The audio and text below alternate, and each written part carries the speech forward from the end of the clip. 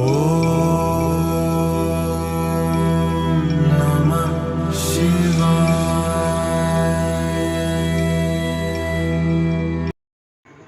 सरस्वती नमः. श्री गुरुभ्यो नमः. श्री मातृभ्यो नमः. श्री रुक्मिणी रमणाय नमः. चला, श्री कथा कल्पतरू ग्रंथ अध्याय 13वा. काल आपण 12 अध्याय आपला पूर्ण झाला होता. 12वा, 11वा आणि 12वा अध्याय काल आपण पाहिला.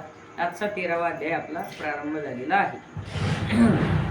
मुनीसी म्हणे जन्मेंजयो सांगाग्र कथा अन्वयो तव म्हणे ऋषीराव ऐके भारता देवव्रतासी धर्म पुसत की ब्रह्मचारी हो गृहस्थ अथवा वानप्रस्थ का भिक्षुक हो. जो तो आपुले सिद्धीते इच्छितसे अखंड चित्ते तरी त्याही कवने उपायाते करावे सांगा. भीष्माचार्यांना धर्मराजा त्या ठिकाणी विचारत आहेत. ब्रह्मचारी असो, गृहस्थाश्रमी असो, वानप्रस्थ असो किंवा संन्यासी असो, तर यांनी त्या ठिकाणी आपली सिद्धी प्राप्त करून घेण्याकरता, इच्छित आपलं प्राप्त करून घेण्याकरता काय त्या ठिकाणी केलं पाहिजे. स्वर्ग निश्चळ कैसा होय कवने विधाने उपाय आणि दैविक कर्म काय कैसे पितृकर्म. स्वर्गमार्ग कशानं प्राप्त होईल, दैविक कर्म कशानं त्या ठिकाणी होईल आणि पितृकर्म कशानं होईल असे काही भाग विचारलेले आहे. मुक्त कवन गती पावे आणि मोक्ष लक्षण सांगावे. देवांचा देव कोण निरूपावे, पितरांचा पिता कोण. मोक्षाचा मार्ग काय आहे, सर्व देवांमध्ये मुख्य श्रेष्ठ देव कोण आहे आणि पितरांमध्ये श्रेष्ठ पितर कोण आहे ते आम्हाला सांगा. मग म्हणे गंगानंदन ये अर्थी पुरातन नारायण नारद संभाषण ऐके धर्मा. या संबंधित नारायण आणि नारद या दोघांचं संभाषण आपल्याला ऐकायचं आहे. एकदा सनातन धर्म कांता दक्ष कन्या स्वरूपता ते प्रसवली चहू सुता पूर्वकाळी. दक्ष कन्या आहे स्वरूपता, तिला 4 मुलं त्या ठिकाणी झाली. नर आणि नारायण, हरी आणि श्रीकृष्ण ऐसे 4 नंदन झाले ती. 4 मुलं झालेली आहेत तिला. एक नर आहे, दुसरा नारायण, तिसरा हरी आणि चौथा श्रीकृष्ण असे 4 नाव आहेत. त्यात नर नारायण भले तापस योगी जाहले बद्रिकाश्रमी राहिले निवास करुणी. त्यातले जे 2 नर नारायण आहेत हे योगी झाले. बद्रिकाश्रमामध्ये जाऊन त्यांनी तपश्चर्या केली.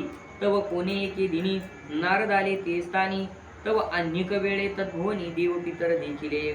तिथे नारद गेलेले आहेत अचानक आणि पाहतात तर त्यांनी दुपारच्या वेळेला देव पितर आलेले त्यांना तिथे दिसले. त्यांची निष्ठा देखुनी परमाश्चर्य पावला मुनी की हे देवांचे देव आणि पितरांचे पितर. आणि मग नारदांनी पाहिलं आणि मग परमाश्चर्य त्यांना वाटलं की हे खरे देवाचे देव आणि पितरांचे पितर आहेत हे 2 जण. हे देवा हे कोणा देवा यजिती म्हणूनही पुसे तया प्रती याही देव पितृकर्म प्रीती सारिले देखा. विचारले नारदांनी की बाबा मी इथं आलोय आणि पाहतो तर तुमच्या समोर प्रत्यक्ष देव प्रकट झालेले आहेत, पितर प्रकट झालेले आहेत.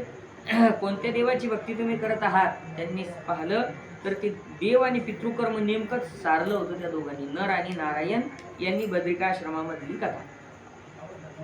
मग नारदासी वंदिले स्वागत अर्घ्यपाद्य केले सुखासनी बैसविले मुनीने वंदिले नारायणा. आणि नारदाचं स्वागत वगैरे केलं, बसवलं आणि नारदांना वंदन केलं. नारदांनी नारायणांना यावरी बोलिले वाणी की स्वामी तू वेद पुराणी आदिदेव नित्य म्हणून सर्व प्राणी यजताती ऐसे असोनी परियेसी तू कोणा देवासी यजसी कोणा पित्रा ते पूजितोसी हे कळत नाही. नर आणि नारायण अवतार, नारायण म्हणजे प्रत्यक्ष विष्णूचाच अवतार होता. नर हा प्रत्येक वेळेस त्याच्या सोबत होता. अर्थात द्वापार युगात तेच नर नारायण म्हणजे अर्जुन आणि श्रीकृष्ण म्हणून त्या ठिकाणी जन्माला आलेली होती, अवताराला आलेली होती. नारद म्हणतात नारायणा कोणत्या देवाची पूजा करता तुम्ही. तुम्ही सगळ्यात श्रेष्ठ देव आहात, तुमच्यापेक्षा श्रेष्ठ देव कोणता आहे. मग बोलिला नारायण नारदा ऐके उत्तर प्रश्न इंद्रिय आणि इंद्रिय अर्थ जाण विषयभूत. नारायण म्हणतात नारदा ऐक, इंद्रिय आणि इंद्रियासाठी त्या ठिकाणी माणूस विषयाचं सेवन त्या ठिकाणी करत असतो. ही वर्जित असून आणि सर्व भूतांचे अयनी प्रमाण संवत्सर दिन युगादी काळ इही वर्जित असून आणि सर्व भूतांचे उदक घे आकर्षण तेव्हा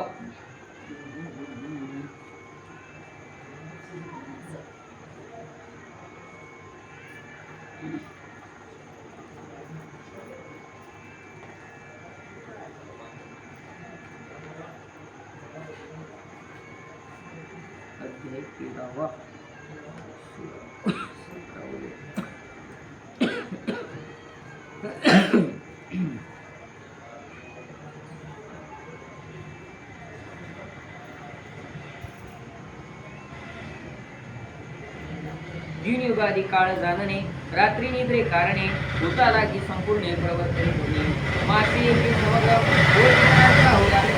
वर्षे होत असे निर्धार अहोरात्र देवांचा. पण त्यांनी काही गणित त्या ठिकाणी सांगितले. 3 युगादी जे काही काळ आहेत, आपला जो दिवस आणि रात्र आहे,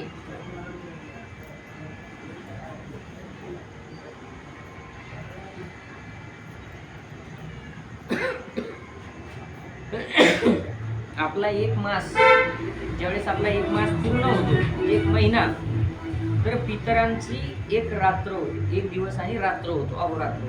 पहा, आपले 30 दिवस जेव्हा होतात तेव्हा पितृलोकातला 1 दिवस आणि 1 रात्र होतो. मग युगेचारी विशेष हे परिमाण प्रथम स्तबकी असे कृती आयुष्य लक्ष वर्षे कळी दशोत्तरे. आणि मग असं करता करता 4 युग त्या ठिकाणी वेगवेगळं आयुष्य आहे, याचं वर्णन प्रथम स्तब्दामध्ये झालेलं आहे. ते म्हणतात कृतयुगामध्ये आयुष्य 1 लक्ष वर्ष होतं, द्वापारात 10,000 होतं, नाही माफ करा, त्रेतामध्ये 10,000 वर्ष होतं, द्वापारात 1,000 वर्ष होतं, आणि कलीमध्ये 100 वर्ष त्या ठिकाणी आयुष्य आहे. प्रतियुगी आयुष्य जाण ऐकैक सहस्रा व्याप्ती न्यून 4 सहस्र प्रतियुगी प्रमाण असे ग्रंथांतरी.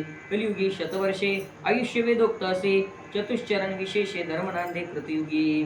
कलियुगामध्ये 100 वर्षाचं आयुष्य आहे, थोडा आहे नाही का. शतगणिले ते अर्धरात्र खाय मध्ये बालत्व पीडा रोग क्षय, नाही का. वासुदेवामध्ये वर्णन आलेलं आहे. अल्पायुष्य मानव देह शतगणिले ते अर्धरात्र खाय, अर्ध तर रात्रच खाते, मध्ये बालत्व लहानपणात काही जातात, पीडा दुखण्यात जातात, रोग क्षय शेवटी नाही. हाती त्या ठिकाणी परमार्थाच्या 100 वर्ष आपल्या राहत नाही. कृतयुगामध्ये धर्म हा 4 पायावर होता. 4 पाये जे आहेत, धर्म हा बैलाच्या त्या ठिकाणी स्वरूपामध्ये धर्म. भागवतामध्ये प्रथम सुरुवातीलाच कथा येते की कलीला ज्यावेळेस प्रारंभ झाला, ज्यावेळेस त्या ठिकाणी राजा परीक्षितीनं कलीचा निग्रह केला, कलीला अडवलं, त्यावेळेस धर्म फक्त 1 पायावर होता, बाकीचे 3 पाय त्याचे संपले होते. पण कृतयुगात 4 पायावर होता. त्रेतायुगी भक्ती ज्ञान, द्वापरी यज्ञ ईश्वर पूजन, दान कीर्तन, कलियुगी 4 युगाचे 4 साधनं वेगवेगळे सांगितले. प्रतियुगी एक जाण धर्माचे चरण होती न्यून वृद्धिपाद प्रमाण अधर्माचे. प्रत्येक युगामध्ये धर्माचा 1 पाय त्या ठिकाणी कमी झाला. 4 पाय 10 सांगितलेले आहेत. त्याचे पहिला सत्य आहे, त्यानंतर दया आहे, आणि शेवटचा कलीमधला 4था दान आहे. 1 राहिला, बहुतेक अहिंसा असेल. सत्य, दया, अहिंसा आणि 4था दान. तर कलियुगातला फक्त एकाच पायावर धर्म आहे सध्या. कोणत्या? दान. सत्यही गेलं, कलीत सत्य राहिलं नाही, दयाही गेली, कोणी कोणाच्या विषयी दयाभाव ठेवत नाही. समोर तुमच्या देखत जरी मारामारी खून झाला, शहरामध्ये पाहतो तुम्ही तर कोणी मध्ये जात नाही. आणि अहिंसाही गेली, हिंसा सुरू आहे. रोज कितीक जीव त्या ठिकाणी कापल्या जातात, हिंसा सुरू आहे. आणि फक्त काय राहिलं तर दान. कलियुगामध्ये फक्त दान या गोष्टीवर सगळं चालू आहे. पहा तुम्ही, सगळ्या दान धर्मावरच गोष्टी सुरू आहे. आता आपण ते काम हाती घेतलं, कशावर सुरू आहे? दान धर्मावर सुरू आहे. अगदी आज आता काम अगदी जवळ, सुरुवातीला आता पहिला टप्पा सुरुवात झाला म्हणायला हरकत नाही. शिखराचाही सौदा दिला, विटी येऊन पडल्या, म्हणजे शर्यती येणार, 4 दिवसात काम सुरू होणार. पण कशावर? दानावर. समाजानं आपण तुम्ही आम्ही दिलेल्या दानावर कार्य त्या ठिकाणी होत असतं. कलीमध्ये दान. त्रेतायुगामध्ये भक्तिज्ञान होतं, द्वापारात यज्ञ ईश्वर पूजन होतं आणि कलियुगात दान कीर्तनी कलियुगी देवाची दोन्ही सहस्त्रयुगे तो ब्रह्मदिन रात्री संयोगे ब्रह्मा सर्व सृष्टी स्वांगे करी तो जाण. ज्यावेळेस देवाची 2000 युग त्या ठिकाणी संपतात त्यावेळेस ब्रह्मदेवाची एक रात्र आणि एक दिवस होतो. इतकं मोठं आयुष्य आहे त्याचं. आणि मग तो त्या ठिकाणी सृष्टी रचतो. तो सृष्टीचा क्रम पूर्वी सांगितला असे स्वभावी प्रथम स्तबकी कथा आगवी आणि सप्तमात सृष्टीची उत्पत्ती पहिल्या स्तबकातही झाली, 7व्या स्तबकातही ती कथा होऊन गेली. व्यास म्हणे सवीज शुक्रवीर्य ब्रह्मतेज हेची जाण विराज विश्वजयापासूनी. व्यासनी ते सांगितलेलं आहे. हे सगळं विश्व त्या परमात्म्यापासून झालं. तो परमात्माच्या सगळ्याचं बीज आहे. अविद्ये करुणी परमेष्टी करीतो स्थावर जंगम सृष्टी. किती एक परिपाठी कर्म प्रधान किती एक दैव प्रधान ऐसे मानती कविजन ती भूते प्रमाण. त्रिगुणात्मक सगळं भूत आहे. प्रकाराचे 3 तुका म्हणे केले जन तुका म्हणे केले जन तुका म्हणे केले जन. सात्विक आहे, राजसिक काय तामसिक आहे. 3 प्रकाराचं जन. जगत 3 प्रकाराचं त्रिगुणाचं आहे. सगळ्या जगाची उत्पत्ती त्रिगुणात्मक झाली. शमदमादी निर्मळ यासी सात्विक देह मूळ तपेची करुणी केवळ पावी जाती शमदम आणि तप हे सात्विक देहात होतं. ज्याचं सात्विक देह आहे, पावित्र्य आहे ज्याच्या देहामध्ये, त्याच्याकडून शम दम आणि तपश्चर्या त्या ठिकाणी होती. त्या तपश्चर्याचं फळ मिळतं सात्विकता ठेवल्यानंतर बरं का. ब्रह्मस्वरूप दोन्ही शब्द ब्रह्म परब्रह्म जाणी शब्द ब्रह्म वेदवाणी. व्यास म्हणे ब्रह्म 2 प्रकारचे सांगितले. एक शब्द ब्रह्म जे वेद अध्यय ज्ञान आपल्याला आहे ग्रंथामध्ये आलेले हे शब्द ब्रह्म आहे. आणि परब्रह्म सृष्टीची उत्पत्ती जी आहे ती परब्रह्म. ही स्थावर जंगम भूते भूत मात्र भूमिगते ती नाशिली समजते. भूमी समस्तळ होय दिसे कुर्म पृष्ठी समान.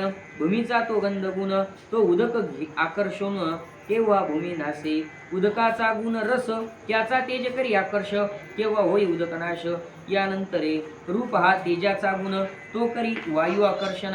वायू गुण स्पर्श गगन घेऊन नाशी करण्याची. ज्याप्रमाणे पंचमहाभूत एकेकापासून उत्पन्न झाले होते तसं सृष्टीच्या संहाराच्या वेळेस ती एकेकाला गिळून त्या ठिकाणी संपत चालतं. त्या ठिकाणी भूमी पाण्याला त्या ठिकाणी उदक घे आकर्षण भूमी पाण्याला आकर्षून टाकते. पाणी तेजाला संपवून टाकतं. तेज वायूला संपवून टाकतो आणि वायू आकाशाला त्या ठिकाणी गिळवतो त्या ठिकाणी करतं शेवटच्या टप्प्यामध्ये बरं का. शब्द आकाशाचा गुण घेऊन नाशी मन गुण चंद्रमा जाण नाश उत्तरोत्तर. शब्द आकाशाला नासवतो आणि आकाशाचा गुण आहे तर ते मनाला नासवतं आणि मन चंद्रमाच्या गुणापासून निर्माण झालेले मन याचा नाश होतो. गुणांगीकारी आकर्षण पूर्व नाशी जाण अंतःपर तू ब्राह्मण कृत्य ऐक. जाती मात्र ब्राह्मणे आदो ब्रह्मचर्य धरणे. माझी वेदाध्ययन करणे मग ग्रहस्थाश्रम तेत पुत्रादी उपजवून अग्निहोत्रादी कर्मे करून संन्यास ग्रहणिकीचे प्रयत्न मोक्ष प्राप्ती लागी. जातीमध्ये ब्राह्मण जात आहे त्यांनी ब्रह्मचर्य 25 वर्षापर्यंत धारण करावं. तर सगळ्यांसाठीच आहे. अगोदर आता ते ब्राह्मण कुळाचं सांगायला लागले बरं का. त्यानंतर गृहस्थाश्रम आहे. वेदाचं अध्ययन सगळं झालं. गृहस्थाश्रम पुत्रादी संतती शेवटी मोक्ष प्राप्त करण्याकरता संन्यास त्या ठिकाणी त्यांनी घ्यावा.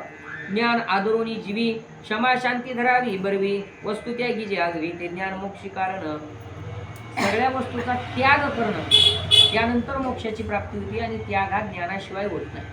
कोणत्याही गोष्टीचा त्याग हा ज्ञानाशिवाय होत नाही. स्वीकार आणि त्याग ज्ञानाशिवाय होत नाही. अहो एखादी गोष्ट ही आपल्या कामाची नाही ही केव्हा कळतं ज्ञानाशिवाय त्याचा त्याग होतो का. उदाहरण सांगतो. लहान मुलगा तो रागायला लागला खेळायला लागला घरात खेळायला लागला तर काही वस्तू घेतो तोंडात घालतो काही वस्तू घेतो खातो. त्याला त्याचा त्याग आणि ग्राह्य कळतं का नाही. काही असलं तर तो त्या ठिकाणी तोंडात घालतो त्याचं ग्रहण करतो.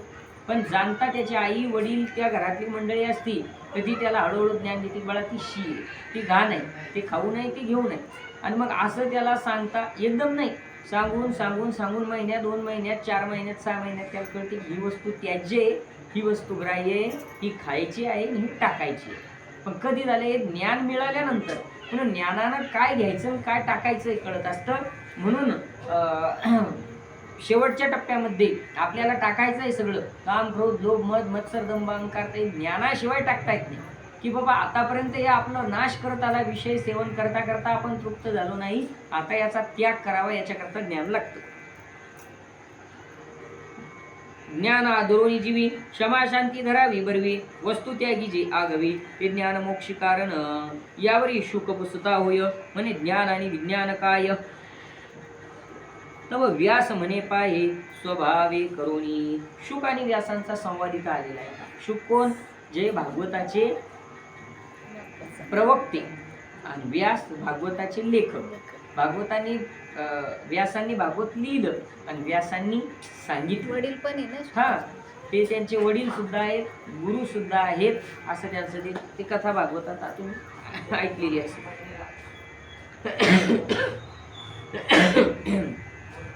शुकांनी विचारलं ज्ञान आणि विज्ञान यातला फरक काय आहे तो आम्हाला सांगा.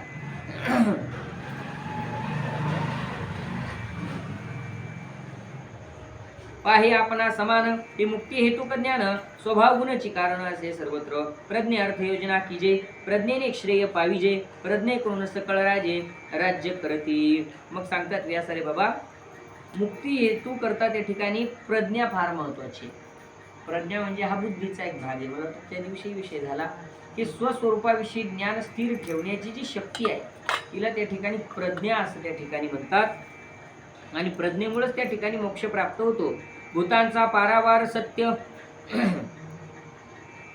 प्रज्ञे करून पाविजत, प्रज्ञे सर्व जाणीजत, उत्तम अधम स्थावर जंगम राजारंक, द्विपद चतुष्पद सम्यक, हे जाणती सकळीक प्रज्ञे करुणी. प्रज्ञेनं बुद्धीनं सगळं आपल्याला कळतं, सगळं जाणल्या जातं. सत्य संकल्प सत्यवादी तो ईश्वर जाणावा आदी, आणि यथार्थ ब्रह्मवादी तो अध्यात्म ध्यान करी. ऐसे शुकानुप्रश्न व्यासे कथिले संकलोन, आता ऐकी अध्यात्मज्ञान म्हणे व्यास. असे शुकांचे जे काही प्रश्न आहे त्याकरता व्यास उत्तर देतात अध्यात्मज्ञानाचं. जो अध्यात्म ध्यान करी तो मुक्त होय संसारी, योग साधावा बरव्या बरी दोष उच्च दोन्ही. जो अध्यात्म ज्ञानानं स्वस्वरूपाचं ध्यान करतो, मी कोण आहे, कोहम कथमिदम, मी कोण आहे, मी कुठून आलो, मला कुठं जायचंय, याचा विचार आपण कधी केला का?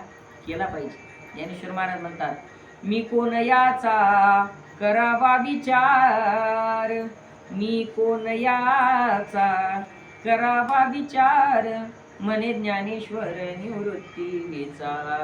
निवृत्तीचा असं.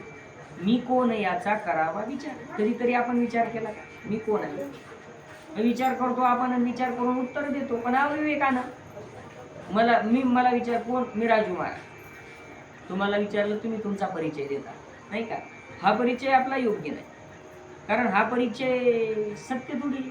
राजू महाराज म्हणलं तर हे राजू महाराजाचं स्वरूप थोडी. हे ठेवलेली नावासी उदित उठी. ज्ञानेश्वर महाराज ज्ञानेश्वरीमध्ये म्हणतात, उपजली या बाळकासी नाव नाही तयापासी, ठेविलेनी नावासी उदित उठी. नाही का? आत्याला बोलवायचं, घुगऱ्या शिजवायच्या, कानात कुर नाव सांगायचं आणि मग त्याचं नामकरण होतं. ते काही घेऊन आलं होतं का नाव? तसं हे म्हणणं हे वरचं डुप्लिकेट, हे वरचं आहे सगळं, हे ठेवलेलं नाव आहे. इथं जर गणेश ठेवला असतं तर गणेश महाराज झाले असते, इथं जर राम ठेवला असतं तर राम. म्हणजे हे खरं आहे का? नाही, हे ठेवलेलं नाव आहे. मी कोण याचा विचार करावा लागेल की या देहात आत बसलेला या नावारूपापेक्षा मी काहीतरी वेगळा आहे. हे ज्यावेळेस आपण आपल्या स्वतःला कधीतरी विचारू आणि विचारून ती शोधण्याचा सद्गुरूकडे जाऊन त्या ठिकाणी आपण प्रयास करू, तेव्हा कुठे आपल्याला ते सापडू शकतं. चला,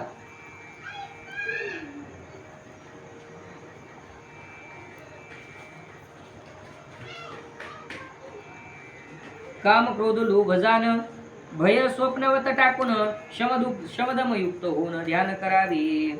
शमदमयुक्त होऊन ध्यान त्या ठिकाणी करायचं. शम म्हणजे त्या ठिकाणी शम आणि दम म्हणजे इंद्रियाचा निग्रह त्या ठिकाणी सांगितलेला. सगळ्या इंद्रियाला शांत, कोणत्याही विषयाचं सेवन न करता मग त्या ठिकाणी ध्यान होत असतं. आपल्या इंद्रियांना जर विषय सेवनाचं हे असेल तर ध्यान होत नाही.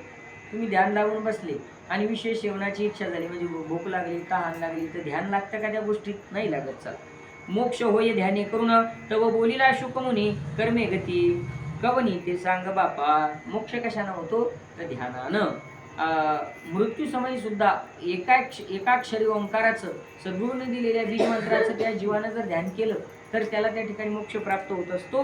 म्हणून तो ध्यान योग आपण त्या ठिकाणी शिकला पाहिजे, सद्गुरूकडून साधून घेतला पाहिजे. आता पुढचा प्रश्न आहे शुकांचा, की कर्माची गती काय आहे? मग व्यास म्हणे प्रीती प्रवृत्ती आणि निवृत्ती हे दोन्ही मार्ग असती जगप्रसिद्ध. दोन मार्ग, एक प्रवृत्ती मार्ग आहे आणि दुसरा निवृत्ती मार्ग आहे. प्रवृत्ती म्हणजे नैसर्गिकरित्या कर्म करण्याची ओढ, त्याला प्रवृत्ती म्हणतात. आणि निवृत्ती कशाला म्हणतात? नैसर्गिकरित्या मनाचं ज्या विषयाकडे जाण्याची धावे तिला अडवणं, त्याला निवृत्ती म्हणतात. नैसर्गिक जे जातं त्याला प्रवृत्ती म्हणतात. नैसर्गिक आता जन्म झाला, बालपण झालं, तारुण्य आलं, प्रपंच, म्हातारपण, मृत्यू, ही प्रवृत्ती. कोणाला काय शिकवावं लागलं? शिकवावं लागलं का? संसार शिकवावा लागला का? बालपण झालं, त्यानंतर तारुण्य आलं, प्रपंच सुरू झाला, सगळं आयुष्य. याचे कुठं क्लास झाले का? घर कसं बांधायचं, घरातला व्यवहार त्या ठिकाणी कसा चालवायचा, एकाचे दोन त्या ठिकाणी कशी वाढवायची, याची टोपी त्याच्या डोक्यात कशी घालायची, कसा व्यवहार चालवायचा, नाही. ही प्रवृत्ती मार्ग हा नैसर्गिक अनादी काळापासून संसाराचे संस्कारी अंतःकरणावर आहे, त्यामुळे ते करता आलं. पण यातून बाजूला होणं म्हणजे निवृत्ती. चला, कर्मे करुणी बद्ध होत, विद्ये करुणी होय मुक्त, कर्मे शरीर पावत, शरीर सहित विद्या करी. कर्मानं शरीर बद्ध होतं आणि ज्ञानानं शरीर मुक्त त्या ठिकाणी होतं. आणि म्हणून आपण शरीर रहित विद्या त्या ठिकाणी धारण केली पाहिजे. हा शुकव्यास संवाद ऐकूनी धर्मराजा करी विनवनी, भूत अद्रोहे कवनमुनी पावला परमसिद्धी ते. असा शुकव्यासांचा संवाद आहे. हे अध्यात्म त्यांनी सांगितलंय.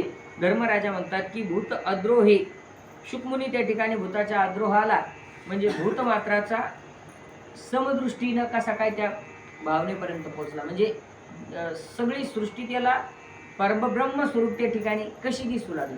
साधू संताला सगळं जग कसं दिसत असतं? विठ्ठल जळी स्थळी भरला, रिता ठाव नाही उरला, आजिम्या दृष्टीने पाहिला विठ्ठलची विठ्ठलची. ही साधू संताची नजर असते.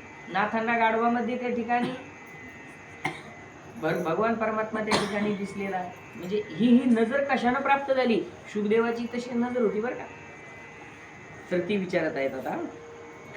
भीष्म म्हणे ते वेळा महातपिया नामे जाजिला, तो निश्चळ वर्षाकाळी बैसला से ध्यान असतं. त्यासाठी एक कथा सांगितलेली आहे महातपिया नावाची बरं का. तो पावसाळ्यामध्ये ध्यानस्थ बसलेला आहे. त्याची जटा माझी घर पक्षीये केले परिकर, ऋषी ध्यान भंगुनी करी निहार, तव खोपा देखिला. एक महातपिया नामे जाजली नावाचा तपस्वी, महान तपस्वी.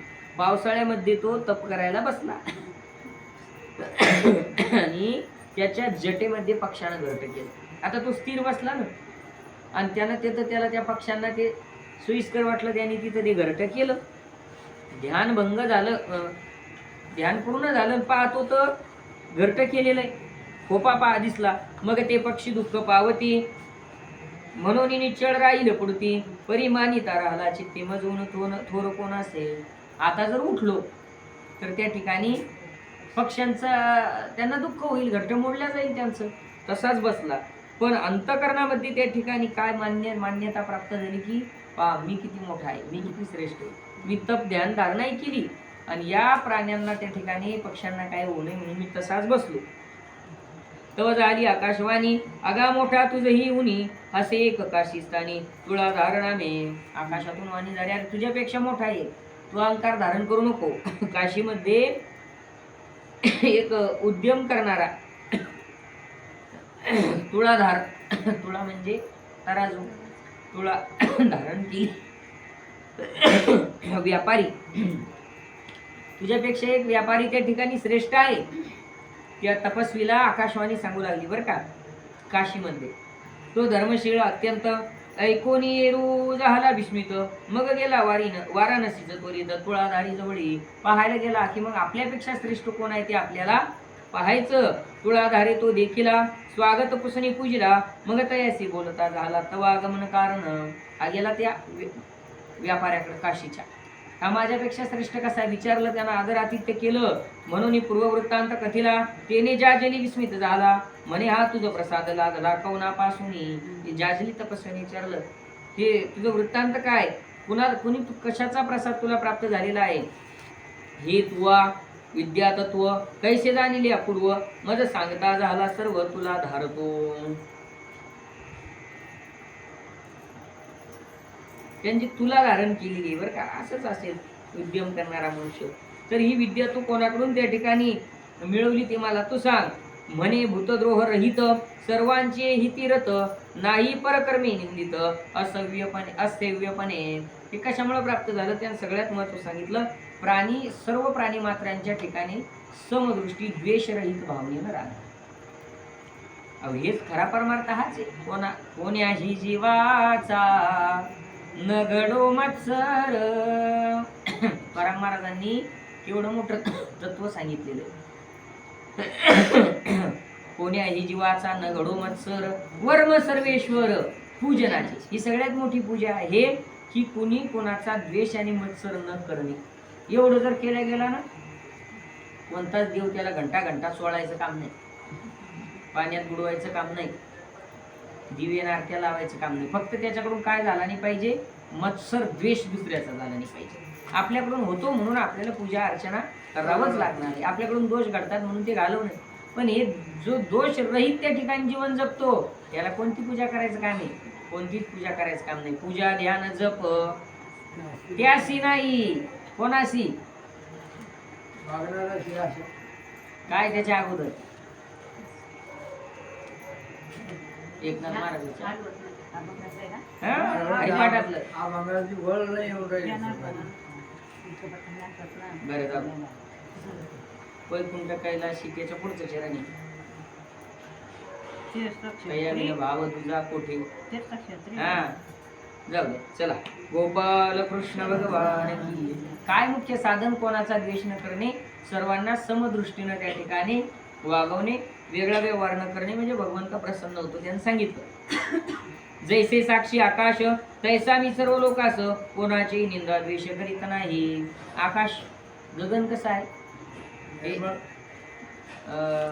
निर्द्वंद्व आहे निर्मत्सर आहे कोणाचा मत्सर आहे चोर त्याच्याच खाली शाहू त्याच्याच खाली महाराज तिथंच दारू पिणारा तिथंच पंगत देणारा तिथंच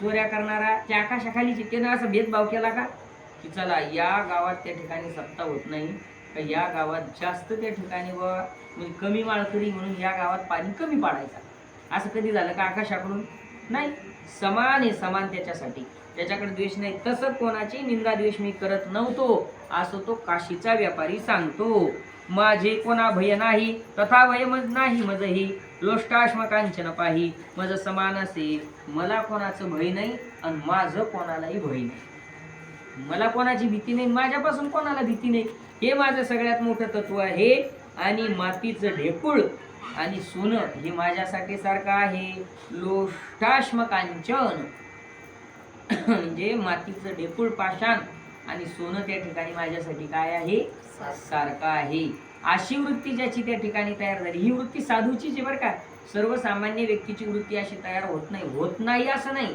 पण आपल्याकडून तेवढं शक्य नाही त्याला फार मोठी साधना नामसाधना तपश्चर्या हे करावं त्या ठिकाणी लागतं आणि मग असं झालं की त्याला दुसरं काही करायचं काम नाही ऐशी नाना वित्पत्ती सांगितली स्वप्रवृत्ती तेने धर्म रस्त्याचे ते संतोषला जाजली मग त्या महातपस्वीला एक कळालं अरे आपल्या त्याला काय झालं होतं की मी पक्षासाठी ध्यान करत बसलो म्हणून मोठेपणा त्याला वाटला होता पण त्याला सांगितलं अरे मी तुझ्यापेक्षाही एक मोठा आहे तो हा दाखवला त्याला काशीतला भीष्म म्हणे याची अर्थी त्रिशंकुने सांगितले प्रीती धर्मरहस्य मज प्रती पूर्वोक्त प्रकारे अशा या अर्थी एक त्रिशंकुन सुद्धा भीष्माचार्याला एक काहीतरी कथा सांगितली ती ऐका मग मातृप्रशंसा केली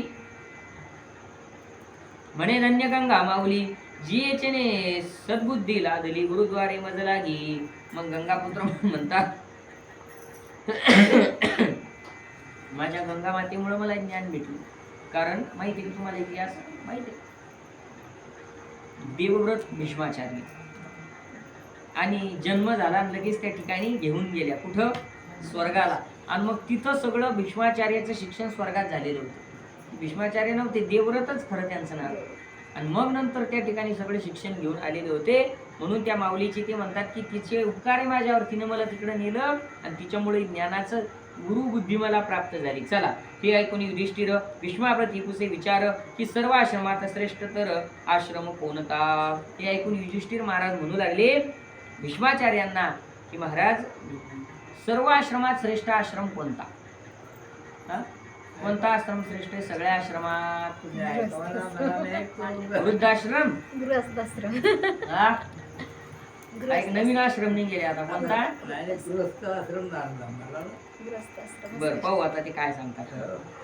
भीष्म म्हणे का नृपमणी गृह संन्यास आश्रम दोन्ही श्रेष्ठ परी दुष्कर जाणी यद्वी याविषयी कपिल गौ संवाद.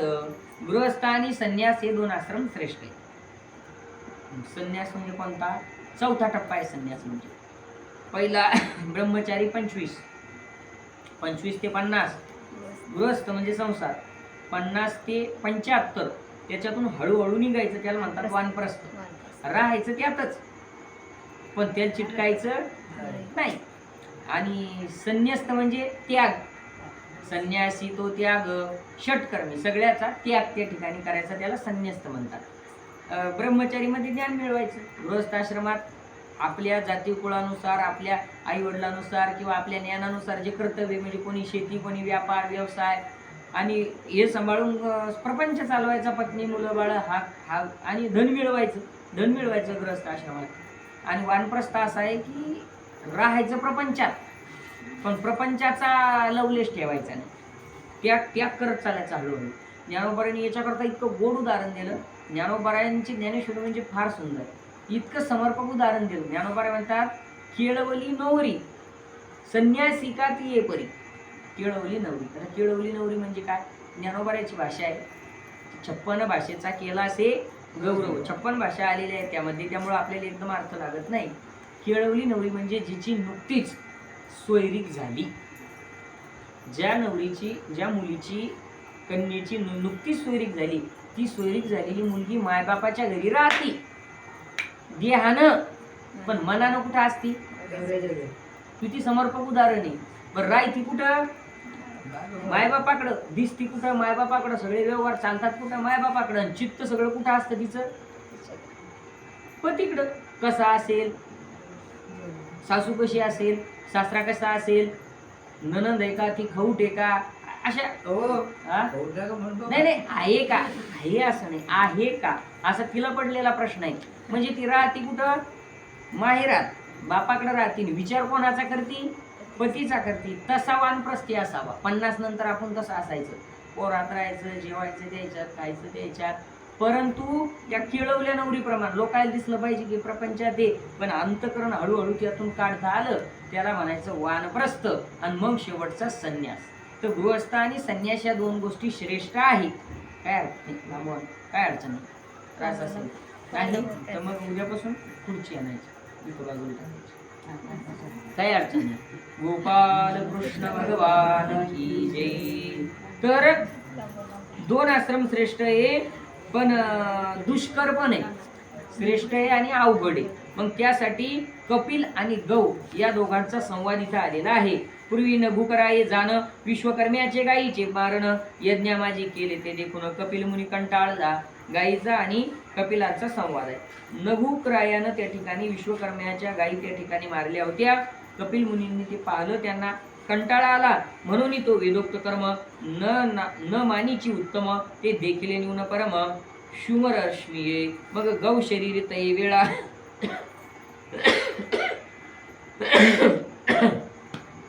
परकाया प्रवेश केला. शुमरश्मी बोलता झाला कपिल ऋषी प्रती. मग शुम ऋषींनी कपिल ऋषीला त्या ठिकाणी ज्ञान देण्याकरता परकाया प्रवेश केला, गायीच्या शरीरामध्ये प्रवेश केला. परकाया प्रवेश नावाची विद्या होती आपल्या शास्त्रामध्ये, अजूनही ती सगळ्यांना ज्ञात नाही. नवनाथामध्ये प्रसिद्ध आहे ती परकाया प्रवेश. त्यात येतात बऱ्याचशा कथा. म्हणजे एक शरीर सोडून दुसऱ्या शरीरात प्रवेश करणे याला परकाया प्रवेश असं म्हणतात. गायीच्या शरीरात प्रवेश केला आणि ते कपिलांना काय सांगतात म्हणे, वेदोक्त कर्म सही जरी तुझं मानवत नाही तरी कोणता धर्म पाही प्रमाण तुझं. अरे तुला वेदोक्त धर्म तुला मान्य नाही, हिंदू धर्म तुला मान्य नाही, मग कोणत्या धर्मानुसार तू चालणार, कोणत्या नियमानुसार चालणार. बरेच लोक म्हणतात आम्हाला तुमचं हे शास्त्र मान्य नाही, ते मान्य नाही, त्यात असं सांगितलं, यात सांगितलं. मग तुम्ही जीवन जगणार कोणत्या शास्त्रानुसार.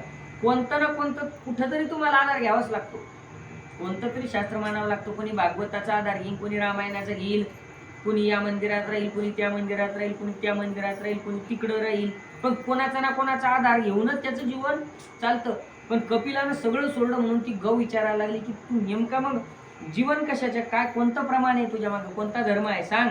निरारंभ गततृषा आहेसी काय विचक्षणा, ऐशा ऐकुनी अवचना बोलिला कपिल.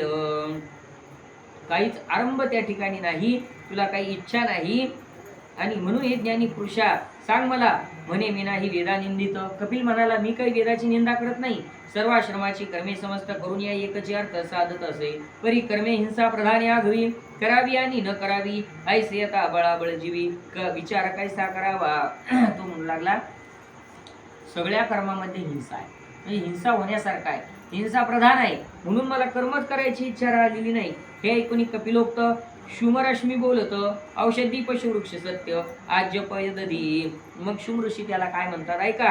अरे औषधी आहेत म्हणजे वनस्पती आहेत, पशु आहे, झाडं पाला आहेत, दूध दही आहे, हवी भूमी दिशा श्रद्धा काळ जाण रुचा यजु सामर्थ्य आधी प्रमाण अग्निग्रह पदी यजमान. ही 17 अंगे यज्ञाचे 17 अंग सांगितलेले. हवी भूमी दिशा श्रद्धा काळ जाण रुचा यजु साम रथंतरादी अग्नि ग्रहपती यजमान, हे 17 अंग यज्ञाचे. आपल्याला काही त्याची त्या ठिकाणी जास्त माहिती नाही, कारण आपला काही तो विषय यज्ञाधिकाचा नाही. हे 17 अंग त्या ठिकाणी असतात.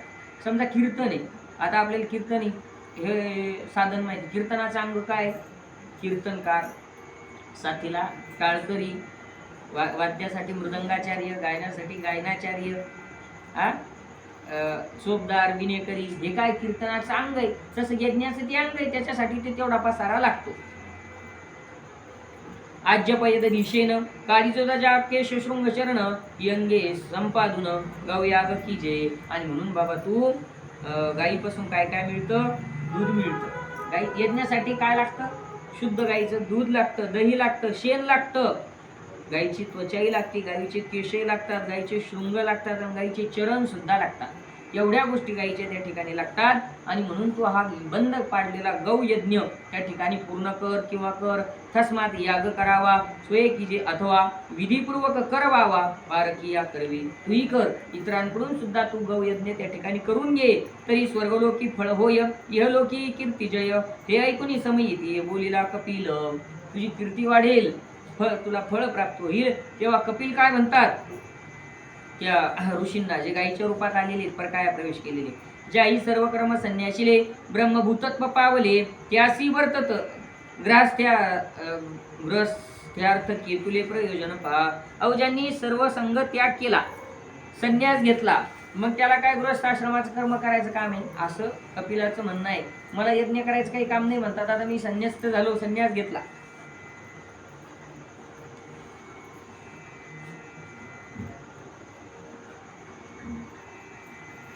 देव ऋण पितृ ऋण आणि ती जे मनुष्य ऋण ही फेडली वाचून मोक्ष नाही. 3 ऋण आहेत माहिती आहे तुम्हाला, हो म्हणा. कोणते, जे देव ऋण आहे, दुसरं पितृ ऋण आहे, तिसरं मनुष्य ऋण आहे. हो काहून म्हणा, ते सांगत बसलं म्हणून वेळ फार होतो. देवाचं ऋण कोणतं आहे, आपल्याला भगवान परमात्म्यानं या भूतलावर त्या ठिकाणी मनुष्य रूपाने जन्माला घातलं, देवे दिला देह भजना गोमटा. देह कोणामुळे प्राप्त झाला, हा देवामुळं प्राप्त झाला, देवाची कृपा झाली म्हणून. आणि तू ऐका असं नाही वाढत चालतं. चांगला देवाचं ऋण सांगायला लागलो. कसा दिला, दिले इंद्रिय हात पाय कान डोळे मुख बोला या वचन, जेने तू जोडसी नारायण नासे जीवपण भवरोग. दिले इंद्रिय हात पाय कान, सगळं जिथल्या तिथं दिलं मामा, काही नाही. चालायचं म्हणल्यावर बरोबर दळणवळणासाठी पाय, व्यवहारासाठी हात, ऐकण्यासाठी कान, पाहण्यासाठी डोळे, आणि गंध घेण्यासाठी नाक त्या ठिकाणी दिलेले. सगळं जिथल्या तिथं दिलं. हे कोण दिलं, देवानं दिलं. काही लोक म्हणतील नाही महाराज हे तर आमच्या मम्मी पप्पानं दिलं, हे काही देवाने दिलेलं नाही, मम्मी पप्पांना. ती पितृऋणात आहेत मम्मी पप्पा, आई वडील तुमचे पितृऋणात आहेत, पण त्यांनी दिलं म्हणू नका, ते फक्त निमित्त लागले, त्यांच्या मार्फत भेटलं, त्यांनी नाही दिलं. काही गोष्टी कोणाच्या मार्फत भेटत असतात, म्हणजे त्यांच्या वशिल्याने भेटतात, पण ते देणारे ते नसतात. जसं परमात्म्यानं हा देह आपल्याला एवढा सुंदर दिला, फक्त निमित्त आई वडिलाचं ते आहे. नाही नाही, आम्हाला पटतच नाही, आमच्या आई वडिलांनीच हा देह दिला, काय हरकत नाही. पण तुमच्या आई वडिलांनी जर हा तुम्हाला देह दिला, तर जेव्हा एखाद्या वेळेस यामध्ये काही त्रुटी निर्माण होते, तुम्ही पाय घसरून पडले, हात मोडला, पाय मोडला, मग त्यावेळेस तुमचे आई बाप त्याला पहिल्यासारखा दुरुस्त काऊन नाही करून देत? कारण तुमचं म्हणणं आहे आई वडिलांनी दिला, मग तो पार्ट आई वडील डबल का बनवू शकत नाही? सरळ प्रश्न आहे ना, बनवू शकत नाही. याचा अर्थच आहे त्यांनी हा बनवलेला नाही, ते फक्त एक निमित्त लागलेलं आहे. ही सर्व ईश्वराची लीला आहे. अहो मी नेहमी सांगत असतो की सगळ्या शरीराचा विचार तो सोडूनच देतो, तो आपल्याकडून होणारच नाही. मी एक उदाहरण देतो तुम्हाला, देवाने किती चांगली योजना केली. एक आपला तळ हात आहे, हा किती ठिकाणी वागतो याचा कधीच आपण विचार केला नाही. असं कधी याचं निरीक्षण केलं का? हे बोट हे 3 ठिकाणी वागतं, 1, 2 आणि 3. किती ठिकाणी वाकलं बोट? 3 ठिकाणी. हे 5ही बोट एका ठिकाणी सांधलेले आहेत, म्हणजे एका ठिकाणी एकत्रित केलेले आहेत, याला तळ हात म्हणतात. या तळ हातानं त्या ठिकाणी हे 3 ठिकाणी वागतं, बोट 3 ठिकाणी वागतं, आणि हे 5ही मिळून त्या ठिकाणी हात जर वाकवायचा असला तर इथं मनगटातून त्या ठिकाणी वागतं. पहा म्हणजे किती बरोबर जिथल्या तिथं वळण. त्याच्यापेक्षा जास्त जर वाकवायचा असला तर इथं खुंब्यात, कोपर म्हणतात त्याला शुद्ध भाषेत, या कोपरात त्या ठिकाणी हात या वागतो. आणि त्याच्याही पेक्षा जर आता नुसता वाकवायचा नाही, थोडाफार फिरवायचा सुद्धा आहे, तर इथं बॉल टाकलेला आहे किंवा असा हात फिरतो सुद्धा. मला सांगा बरं, आपल्या पप्पानं कोणत्या दुकानातून आणलंय मटेरियल? हा, ह्या बिजागिरी आहे, इथं बिजागिरी आहे, बरोबर बिजागिरी माहिती आहे दरवाजाची. हा, ही बिजागिरी गेल्यावर कोणत्या दुकानात भेटती? कोणत्याच नाही. म्हणून ही दिली कोण? परमात्म्याने दिली. ही देवाचं ऋण. असं एका शब्दासाठी 5 मिनिटं जातात. मग हे देव ऋण आहे. किंमत काय? हा, किंमतच नाही, याची किंमत होणे नाही. किती किंमत दिल्याने भेटतो नाही, पहिल्यासारखा नाही. काहीही करा, कसंही करा, जे कंपनीचं मटेरियल आहे ते कंपनीचं मटेरियल. एकदा बिघाड झाला की ती उंदळणार, म्हणजे उंदळणार. गोळी घेतली की ठीक, गोळी कमी झाली की ती उंदळणार. इथं पडेल होतं, तिथं पडेल होतं, तिथं घासेल होतं, ते सगळं उंदळणार. पहिल्यासारखं नाही, कंपनीसारखं डबल नाही. देव ऋण आहे, दुसरं ऋषीचं ऋण आहे. ऋषीचं ऋण आणि पितृ ऋण आहे. ऋषीचं ऋण म्हणजे कोणतं आहे हो? ऋषीचं ऋण आहे त्या ठिकाणी त्या ऋषी मुनींनी सगळं संशोधन करून आपल्यापर्यंत एक ग्रंथ त्या ठिकाणी निर्माण केले, ज्ञान दिलं, ते ऋषीचं ऋण आहे. आणि पितृ ऋण आई वडिलाचं, आजी आजोबाचं, आपल्या सगळ्या पितरांचं ऋण असतं की त्यांच्या क्रमानं आपण या नरदेहापर्यंत इथे येऊन पोचलो. ते कोणाचं ऋण आहे? पितृ ऋण आहे. आई वडिलांनी आपल्याला इथपर्यंत जन्माला घातलेलं, आमचं मोठं तळ हाताच्या पोळासारखं वागवलं, त्यांची सेवा करणं आपलं कर्तव्य, म्हणजे त्या पितृ ऋणातून मुक्त होतो आपण. भक्ती केली म्हणजे देव ऋणातून मुक्त होतो. आणि ऋषी साधू संत ज्या मार्गाने गेले, साधू संतांच्या मार्गाने गेलो की साधू संतांचं ऋषी ऋणातून आपण मुक्त होतो. ऋण ठेवू नये माणसानं, ऋणातून मुक्तच झालं पाहिजे. गोपाल कृष्ण भगवान. हे पेडल्याशिवाय मोक्ष नाही. म्हणून मी वेदोक्त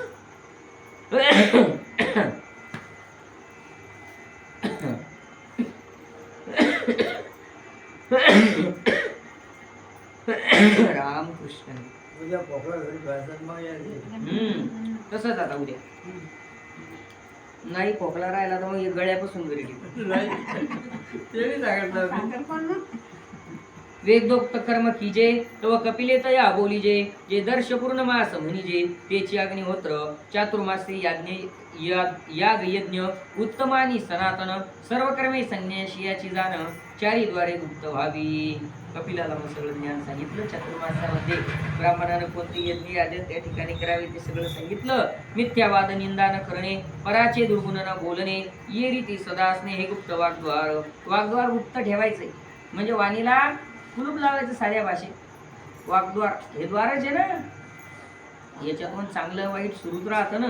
चांगलं वाईट कोण मिथ्यावाद. मिथ्या म्हणजे जे खोटं आहे ते. काही काही आपण मनुष्य खोट्या गोष्टी सांगत चालतो काही काही. त्याले भरके आणतात काही काही लोक नुसत्या अशा मोठ्या मोठ्याले ते मिथ्यावाद म्हणतात त्याला. आणि दुसरी निंदा. एखाद्याची निंदा त्या ठिकाणी सत्य असेल नसेल माहिती नसतं निंदा करतो. आणि माझं असं मत आहे की सत्य जरी असलं तर त्यात आपण काही बदल करू शकतो का? नाही. उलट निंदा केल्यानंतर ते निंदेचं पातक आपल्याला लागतं आणि ज्याची निंदा चालली त्याचं पाप कमी होतं. तुकोबाराय म्हणतात निंदकाची घर असावे शेजारी देहाची पासोळी शुद्ध झाली. म्हणजे निंदा आपली जर झाली तर आपल्याला तितकी शुद्धता प्राप्त होते. म्हणून त्या ठिकाणी निंदा करू नये. तुकाराम महाराज तर म्हणतात निंदा करणारा फार चांगला आहे आपल्यासाठी. काय करी पातकाची धुनी मोल न घेता साबणी. तुकाराम महाराज म्हणतात त्यो आपली निंदा जो करणार आहे तो लय चांगला आहे. तो मोलही घेत नाही साबणही घेत नाही. चक करून देतो आपलं धुवून काढतो. म्हणून आपली कोणी निंदा करत असेल तर करू द्या तेवढं आपलं कमी होतं. पण जो करणार आहे त्याच्या मस्तकावर त्या ठिकाणी जाऊन बसतं. म्हणून कोणाची निंदा आपल्याकडून झाली नाही पाहिजे. पण ते खरं असो का खोटं असो काही त्या गोष्टीशी संबंध ठेवायचा नाही. आपण पारमार्थिक लोक आहोत तेवढा वेळ पारमार्थिक चर्चेला त्या ठिकाणी द्यावा. काल रात्री पोथीमध्ये काय झालं ते दुसऱ्या दिवशी निंता निंता आपल्या रोजदारणीला सांगाव. नाही तर आपण रोज जात असलो तर घरधरणीला सांगाव. पण असं त्या ठिकाणी चिंतन परमार्थाचं झालं तर ते आणखी दृढ होत असतं पक्क होत असतं. न की जे अंशन बहुभाषण की जे मात्र प्राण रक्षण ये रीती गुप्त जाण उदरद्वार. उदरद्वाराचेही काही नियम सांगितला. न की जे अंशन काही अंशन म्हणजे उपवास. काही हप्त्यातून 4 दिवस उपवास. उपासामग उपवास सोमवार गुरुवार पुन्हा शनिवार आली चौथ. पुढच्या हप्त्यात पुन्हा एकादश. त्याच्या पुढच्या हप्त्यात पुन्हा काही तू व्रत. एक झालं की दुसरं व्रत दुसरं झालं की तिसरं व्रत. आणि हे अनुष्ठान केल्यामुळे शरीराचं प्राणरक्षण होत नाही. आणि शरीर हा परमार्थाचं साधन आहे. म्हणून अति उपवास करणं हा काही परमार्थाचा भाग नाही. खरंच नाही. एकाच परमात्म्यावर श्रद्धा ठेवून एकच करावा. कारण जितकी उपवास केले तितकी श्रद्धा तितकी तुकडे झाले ना. चतुर्थी धरायची म्हणजे गणपतीची पूजा करायची. पुन्हा एकादशी करायची म्हणजे विठ्ठलाची पूजा करायची. आणि सोमवार धरायचं म्हणजे महादेवाची पूजा करायची. म्हणजे तुमच्या बुद्धीत भेद झाला ना. एकच धरून त्याची दृढ करायची चांगली करायची. देहाला त्याग बेजार करणं म्हणजे परमार्थ नाही हे लक्षात घ्या. तुमच्या देहाला तुम्ही त्रास देऊन राहिले म्हणजे तुम्ही त्या ठिकाणी चांगला परमार्थ करायला लागले असं काही नाही. शास्त्राच्या भाषेत त्याला थोतांड म्हणतात. कर्मकांड म्हणतात. त्या कर्मकांडात थोतांडात जास्त करायचं. पण फक्त एक नियम कोणाचा तरी चांगला त्या ठिकाणी घ्यायचा ते करायचं. यात लिहिलेले बरं का ऐका. न की जे अंशन म्हणजे उपवास जास्त अंशन करू नका. की जे मात्रार्थ प्राण रक्षण शरीराचं प्राणाचं रक्षण करा. हे तुम्हाला परमार्थाच्या शेवटच्या टप्प्याला कामी येणार आहे. ये रीती गुप्त जाण उदरद्वार परस्त्री निवृत्ती की जे भार्याव्रत आत्मनिष्ठे असी जे ऐसे उपस्थ द्वार आणि जे गुप्त असावे. त्यानंतर पोटाच्या खालचा काही नियम सांगितला की परस्त्रीला त्या ठिकाणी परस्त्री स्पर्श आपली पत्नी सोडून परस्त्रीविषयी पाप भावना त्याच्या मनात आली नाही पाहिजे. एक पत्नी व्रत जसं महिलांचं पतिव्रत असतं. आपला पती हाच आपल्याला पती म्हणून असतो. तसं पुरुषांनी सुद्धा पत्नीव्रत धारण केलं पाहिजे की आपली पत्नीच आपल्यासाठी आहे. इतर स्त्रिया त्या ठिकाणी माय बहिणीसारख्या त्या ठिकाणी असं व्रत त्यानं त्या ठिकाणी धारण केलं पाहिजे. हा नियम सांगितला. टप्प्याटप्प्यानं सांगत आणलं. या म्हणजे गृहस्थाश्रमातले नियम वगैरे सगळे. गृहस्थाश्रम एवढा सोपा नाही श्रेष्ठ आहे पण इतका तो अवघड आहे. गृहस्थाश्रमात जास्त उपवास करायचे नाही. प्राणरक्षण करायचं आणि चांगल्या प्रकारचं काम धंदा करून परमार्थ करायचा. नाही तर आज उपवास करायचा आणि दुसऱ्या दिवशी घरी राहायचं. जमणार नाही. आणि हे पुढचे नियम सांगितले. परस्त्रीला माते समान त्या ठिकाणी मानायचं. या ग्रस्तानंतर बरवा संन्यास मोक्ष करावा मोक्षनिष्ठा होय सर्वा ज्ञानी यतीसी. आणि मग ग्रस्ताश्रमानंतर श्रेष्ठ कोणता आहे? संन्यास आहे चौथा. तर तिथं मोक्ष प्राप्तीसाठी आत्मनिष्ठा त्यानं धारण करायची. हा चौथा टप्पा. ऐसा उपदेश बोलिला उपरी कपिल उगाची ठेला मग यज्ञ समाप्त झाला म्हणे मधुकर कवी. अशा प्रकारे कपिलाला तो गोड उपदेश या अध्यायामध्ये केलेला आहे.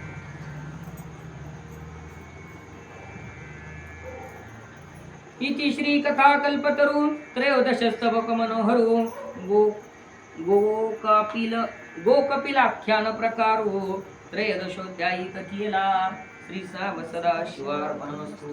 अशा प्रकारे या ठिकाणी 13वा अध्याय या ठिकाणी पूर्ण झाला. पुंडलिक वरदा श्री ज्ञानदेव गोपाल कृष्ण भगवान की जय.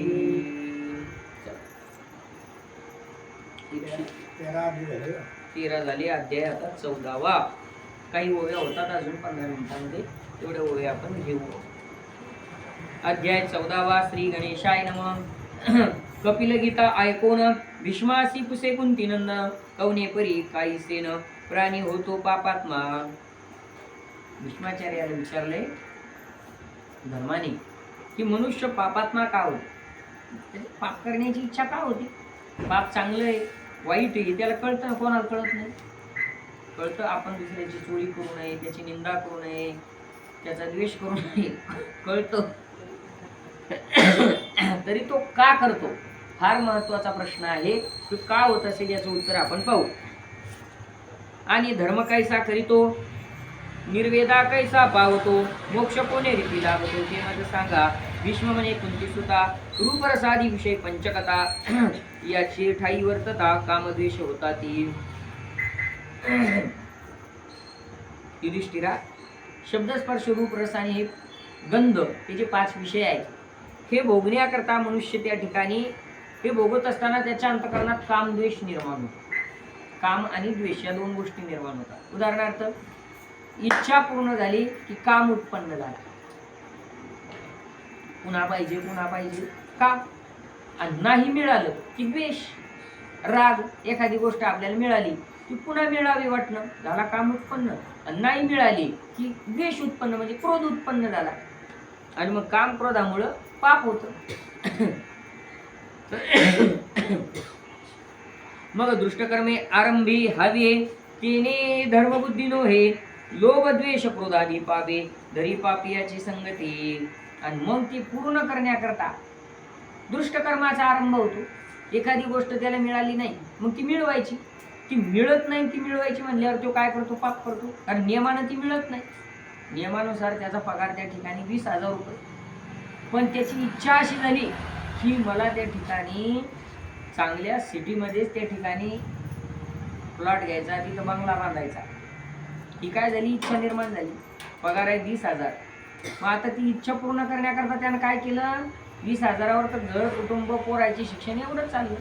मग तो त्या ठिकाणी त्या अधिकारी असल्यामुळं त्यानं त्या ठिकाणी काही कामं करायची की प्रत्येक कामाचे 5,000 रुपये घ्यायचे.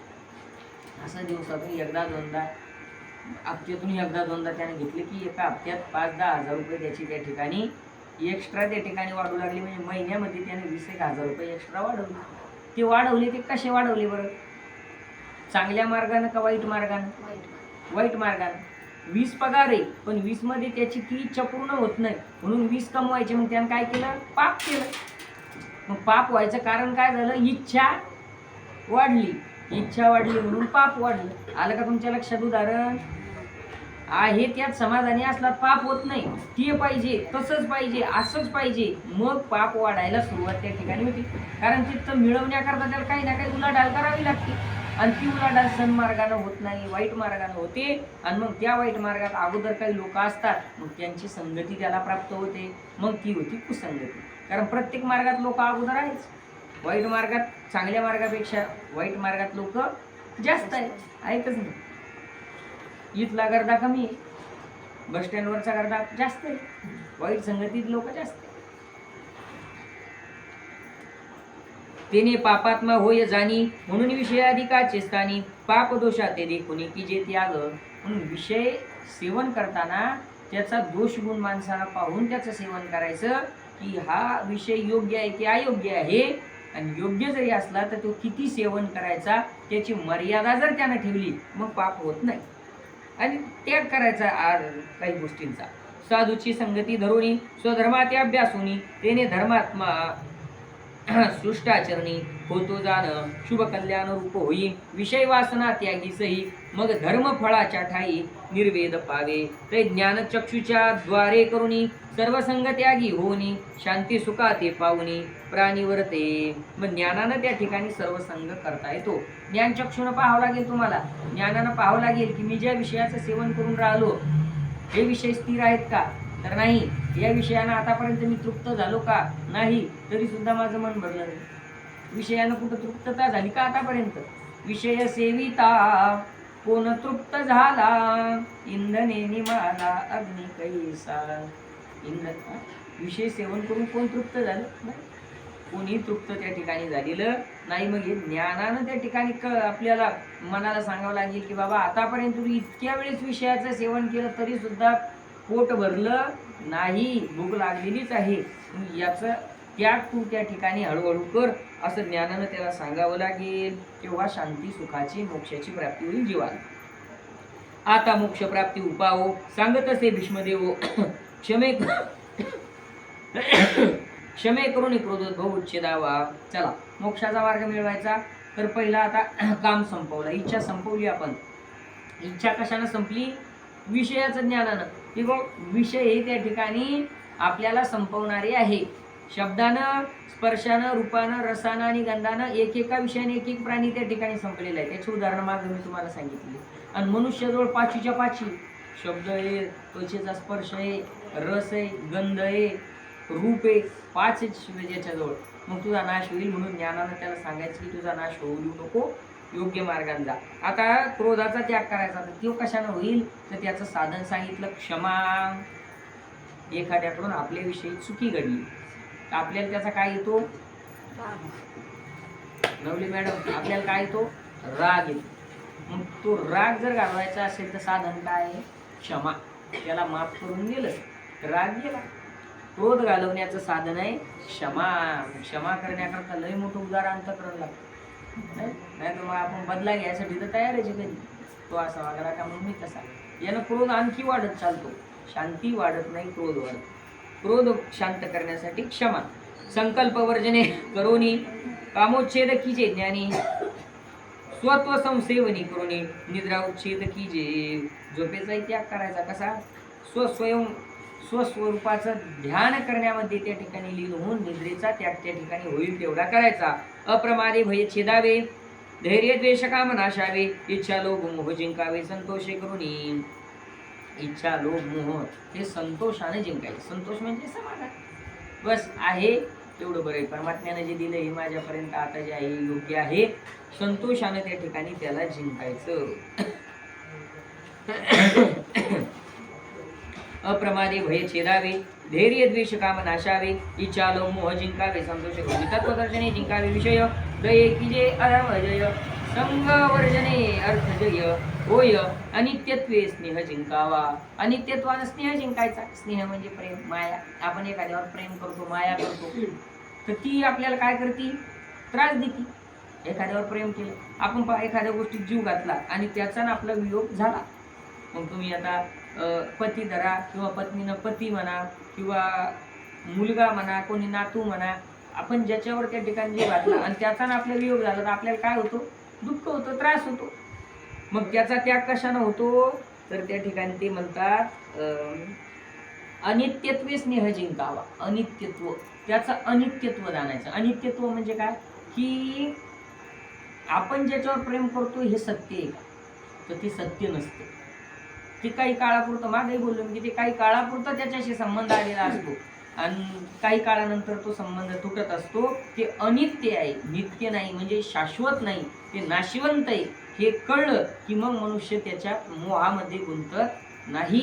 मग फक्त संबंधाशी संबंध त्या ठिकाणी ठेवतो.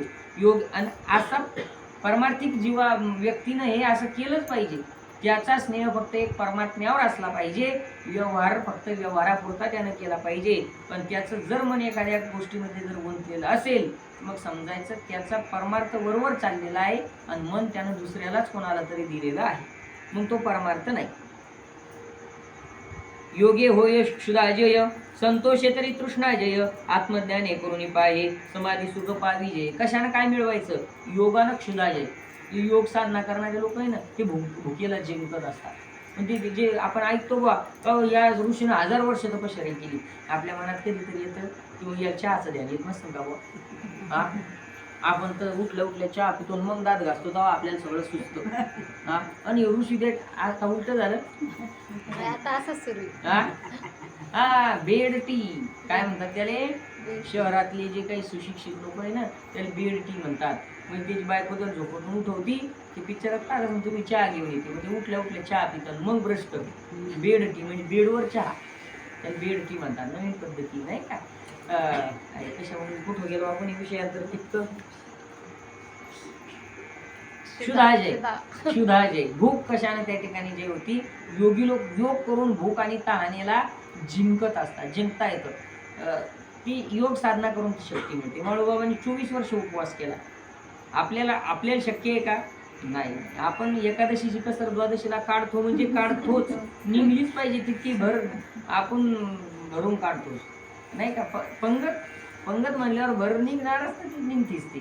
चला असो, पण साधू ऋषी मुनी हे योगानं भूक जिंकतात, संतोषानं तृष्णा जिंकल्या जाते. तृष्णा म्हणजे हाव, समाधानानं हाव जिंकल्या जाते की बस ठीक आहे, परमात्म्यानं दिलं हे मला, यात मी सुखी आहे.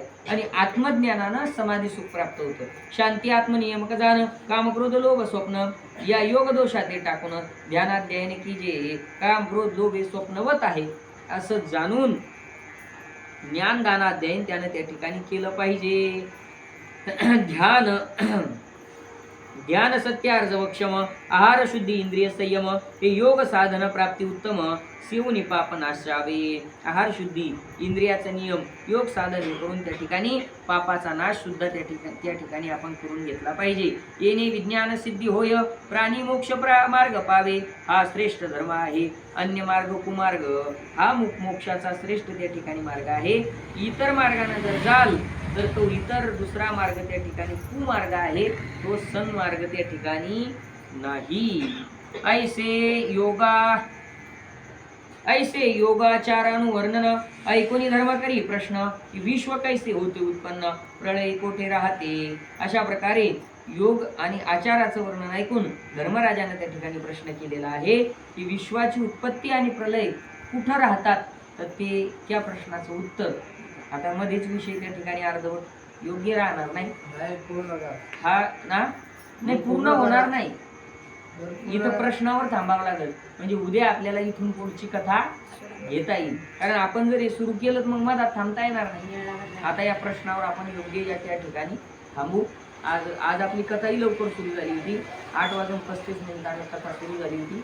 आता पावलेला या ठिकाणी झालेली आहेत. याच ठिकाणी आपण आपली आजची कथा थांबवू. उद्याची कथा म्हणजे 14वा अध्याय आपला उद्या त्या ठिकाणी सुरू होईल. कुंडली कवरदा श्री ज्ञानदेव गोपाल कृष्ण भगवान की जय. लाल